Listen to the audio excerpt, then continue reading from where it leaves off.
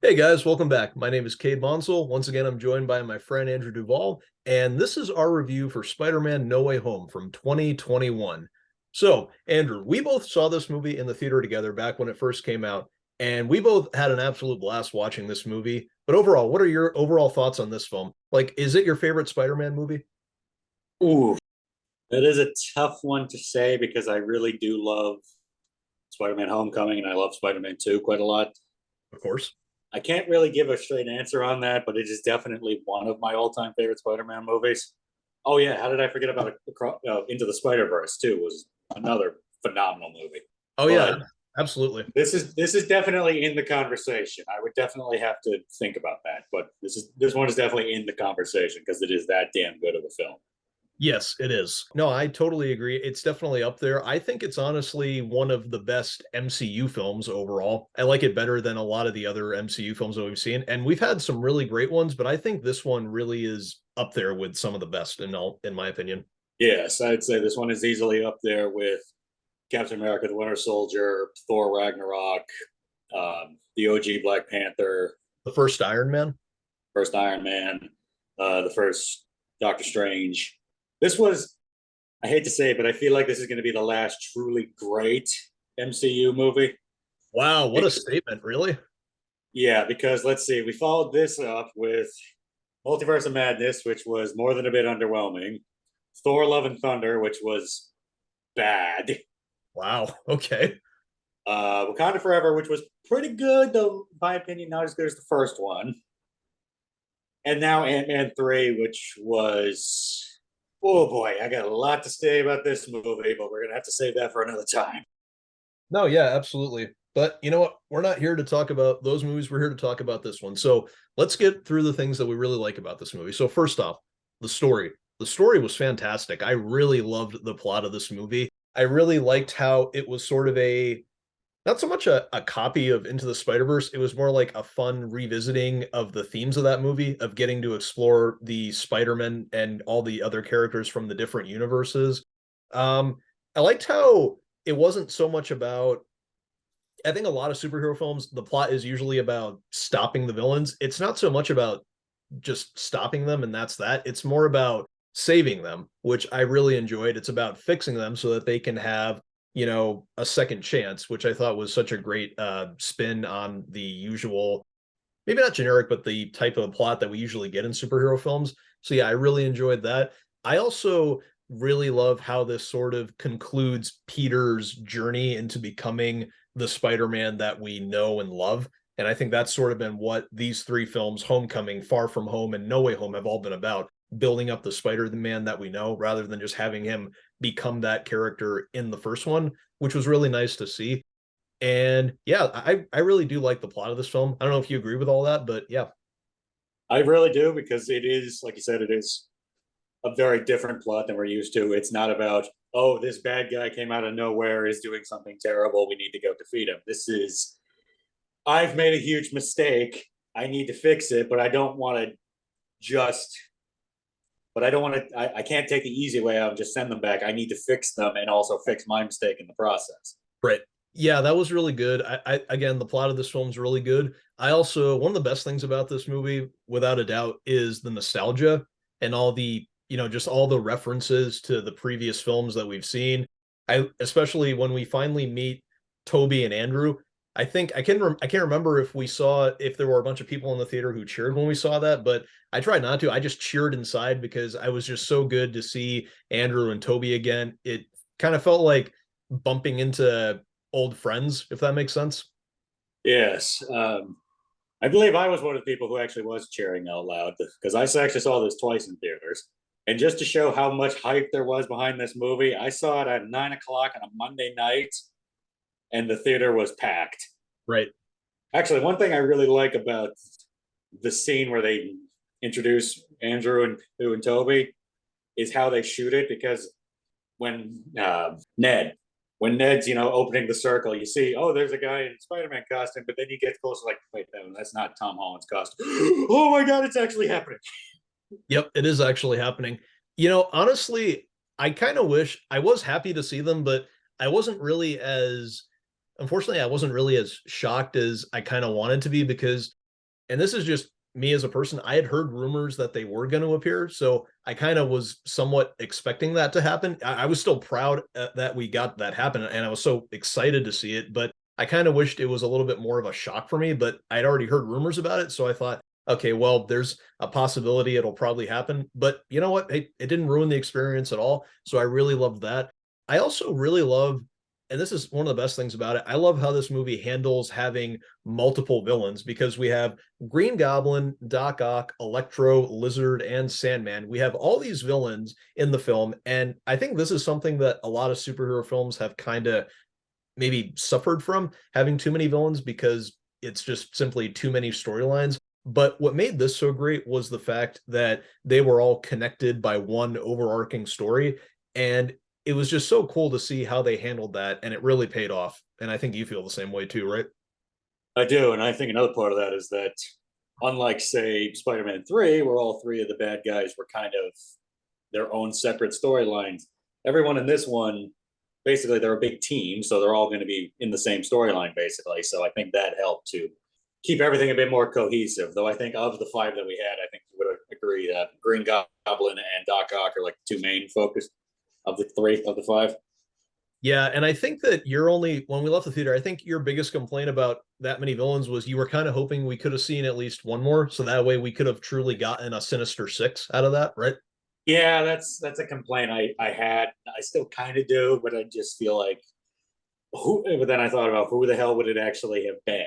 The only other real choice would have been Venom, and I don't really know how that would work because yeah, he at the end of Venom, Let There Be Carnage, they tease, oh, he got brought into this universe and he sees the Spider-Man Peter Parker, but yeah, I'm not sure how if that would have really fit. Plus, I don't know how you would have given him the kind of redemption arc that the other villains got, like Doc Ock or Sandman or Lizard.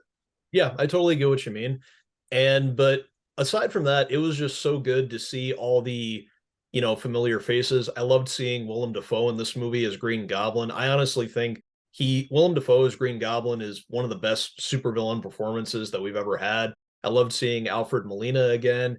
And I know that a lot of people aren't as fond of Sandman from Spider-Man 3, but either way, I thought it was really great to see Thomas Hayden Church again and Reese Ifans and especially Jamie Foxx. It was so good to see them again.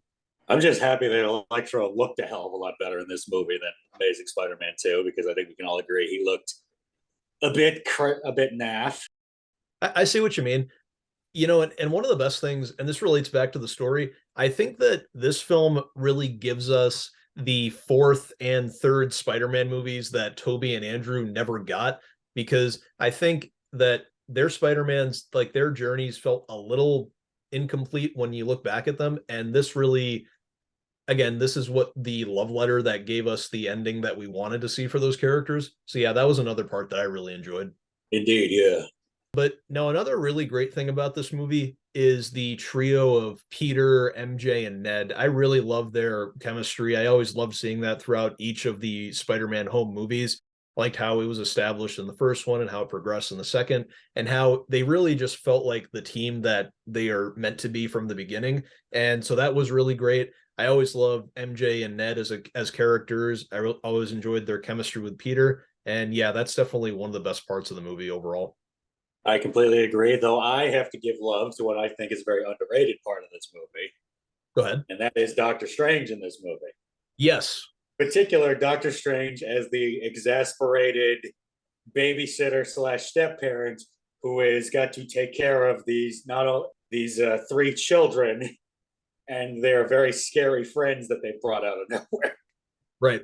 And I think that's again, Benedict Cumberbatch has always been awesome as Doctor Strange, but I really loved him in this movie just because he does come across as such an exasperated dad who's just sick of his kids. Yeah, he did sort of feel like that type of version of the character, which was good to see. And yeah, that was another standout, Doctor Strange. I thought he was great to see. So yeah, we've gone through all the things we like about this, but right now I just want to talk about a few things that, in my opinion, I just think are not so great about this movie. So first off, I'll get to my biggest complaint later, but I think one of my other complaints, aside from the biggest one, is the fact that So Doctor Strange's spell was able to bring in people who knew Peter Parker was Spider-Man from different universes. So my biggest question from that is, why is Electro there? Yeah, this is one of my bigger complaints. Was I don't believe they ever established that Max knows Peter's Spider Man. Yeah, I don't think they ever did. It could just be that they did and we're forgetting about it, but yeah, I don't remember that ever happening in the Amazing Spider-Man 2. Maybe Harry could have told him. Oh wait, no, Harry didn't find out that Peter was Spider-Man until they had their battle. So yeah, that was just something that I had wondered when we first saw the movie. When Electro showed up, I thought, oh, okay, it's good to see him again. I like seeing that. But wait, did Electro know that Peter Parker was Spider-Man? I don't think so. So yeah, that was one of my complaints. Another thing that I have a problem with is, so as much as I love Ned as a character, I love his humor and his personality and whatnot, but my biggest complaint with him in this movie was the fact that he could use Doctor Strange's magic, not all of it, but some of it at least, because so it's not so much the fact that, so when he mentions that he has magic in his family, I mean, okay, fine, that's okay, but you're telling me that this character who has been a huge like mega nerd ever since the beginning, who's been in love with superheroes and fantasy and sci-fi, he has magic in his family, and this is the first time that we're finding out that he has that. Yeah, that felt a bit plot armory in this movie. And well, yes, it did lead to one of the best scenes in the movie. It did feel a bit out of thin air. It's not a huge criticism. It's just a question that I've always had since we first saw the movie. And it's just kind of hard for me to, not hard for me to watch, but it's just, I kind of always think, I don't really, I'm not really a fan of this. You know what? It's probably just us. Everyone else might have been okay with it, but that's just always been one of my complaints. Another big thing, this is probably my biggest complaint about the film, and we've discussed this a bunch of times. So here's my biggest question and complaint. What exactly happened to all the villains after they were sent back to their universes? Yeah, that's a pretty damn good question. I think it would. I think a nice benefit, something that would have been a nice ending to the movie, is maybe just like a 10-second clip of all the villains being sent back to their universe and getting to see where they end up. But Yeah, of course. And I think the main characters that needed to be saved were Electro, Green Goblin, and Doc Ock. Okay, well, the idea was to cure all the villains, which okay, sure, fine. But when you're sent back, were they sent back to the exact second before they die? yeah, that's something that they probably really should have addressed. Yeah, the fact that they didn't, I mean, I guess it could be implied, but if they did that they did survive, but if they got sent back to the exact second that they died, all I could think was, so what was the whole point of trying to save them anyway? And when we were watching the movie again for the first time, I thought, so what happened? Did they make it or did they not? And I don't know, it's just something that's always, it doesn't ruin the movie for me. It just kind of always pisses me off every time I watch it. But yeah, that's only been my biggest complaint about the movie. It's probably a stupid thing to be concerned about because it was probably answered. But I don't know. Do you feel the same way though? It doesn't bother me as much as it does you. I'll say that straight off the bat, but it is something that I feel like they could have easily addressed. I mean, yeah, I can maybe see why they didn't, because I'm pretty sure they had only limited filming time with certain people. Like I know Thomas Hayden Church wasn't on set for a very long time. So, but Um, I feel like they could have easily done like a kind of like they apparate into back into their universes, and just shows where they are, not necessarily what happens to them afterwards, because I feel like that would be a too long, b too expensive, and wherever they're going with this. no, no, I get what you mean. Yeah, I feel like that's just something they could have addressed with relative ease, and they didn't. Right. But no, other than that, those little issues that I've always had don't ruin the movie for me. It's just they're always questions that I've had after we saw it.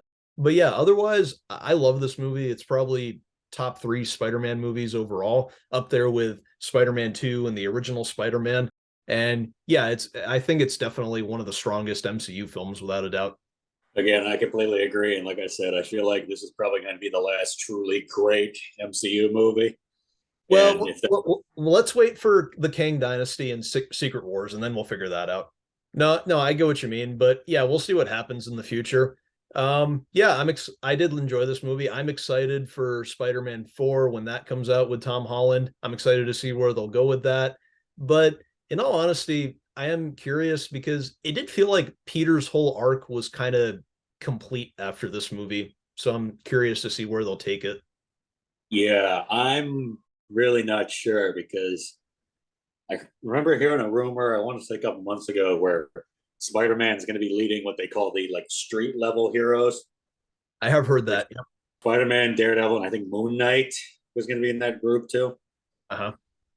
Which if that is the case, I would quite like that because those two in the comics had some very wacky comedy. It's a very weird chemistry, but it worked really well. So, Right. Yeah, but so overall, as a rating from 1 to 10, what would you give Spider-Man No Way Home, Andrew? well, when I first walked out of the theater, this was a solid 10 movie. Really? However, in hindsight, upon thinking about the stuff with the villains, like what happened to them afterwards, and the kind of plot armory magic stuff with Ned, that is going to knock it down a little bit for me, but it is still going to pull an easy 9.5 for me. Okay, 9.5 sounds good. It is just that damn good of a movie. It's that well made. It's just a fantastic movie. It really is. It is. I agree. And with that, I would probably give it a probably an 8.5 or a 9 because while I think it is still fantastic, just those issues that I have don't put it up there as a 10 or anything like you just said. But yeah, I still rank it really, really high because it is great. So yeah, I think that's what I would use for my rating. Well, yeah, but yeah, I think that's all I have to say about this movie. What about you? Don't really have too much else to say about it. It's just a movie that I thoroughly, thoroughly enjoyed, and one of the few that actually lived up to the massive amount of hype that it had going into it. Oh yeah, absolutely. But yeah, I think that's all I have to say. Thanks so much, guys, for listening. Don't forget to like and subscribe, and we will see you later. Thanks so much. Bye.